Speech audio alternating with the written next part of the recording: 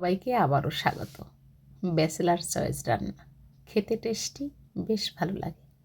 চলুন তাহলে কথা না বাড়ি একদম সহজ রান্না, যারা নতুন রাঁধুনি কিংবা যারা চাকরি করেন, কম সময়ের মধ্যে দারুণ টেস্টি মাছের রসা।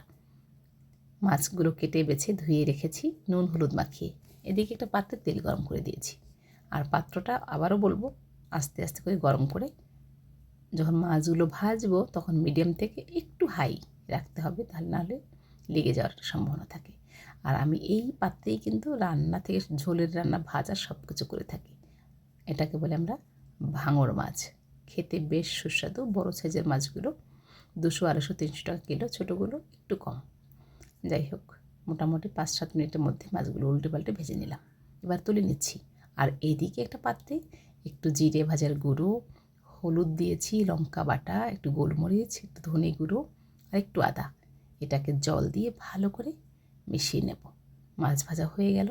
এবার আস্তে আস্তে করে মাছ তোলার সময় উনুনটাকে একটু বাড়িয়ে দেবো। তারপর মাছটাকে তুলে নিচ্ছি। আর এরপরে দিয়েছি একটু জিরে, কালো জিরে। জিরেটা প্রথমে দিয়েছি একটু সময় লাগবে বলে, আর একটা তেজপাতা। মিডিয়াম ফ্লেমে উনুনটাকে রেখে সেই যে গুঁড়ো মশলাটা রয়েছে একটু জল মিলিয়ে এটাকে এখানে দিয়ে দিয়েছি। 4-5 মিনিট ধরে ভালো করে কষিয়ে নেব। যখন তেলটা ছেড়ে আসবে ঠিক সেই সময় আমরা এর মধ্যে গরম ফুটন্ত জল দিয়ে রান্না করতে পারি, কিন্তু যেহেতু বাচ্চারা আলু খুব পছন্দ করে, আর মাছের রসার মধ্যে শীতের সময় নতুন আলু খেতে তো দারুণ লাগে। যাই হোক, এখানে আমি 2 বা 3টে মাঝারি সাইজের আলু কেটে দিয়ে দিলাম। একদম ভালোভাবে এটা একটু কষিয়ে নেব।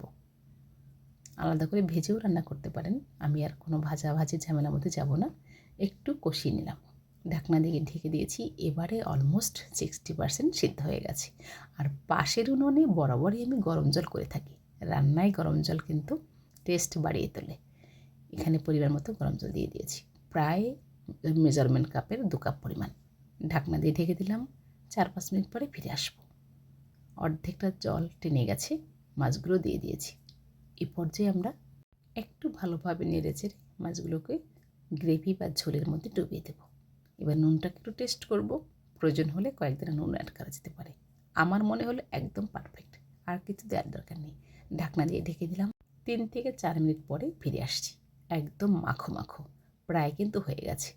এবারে উপর থেকে একটু ধনেপাতা ছড়িয়ে দেব। তারপরে উনুনটাকে অফ করে দমে রাখবো 1 থেকে 2 মিনিট।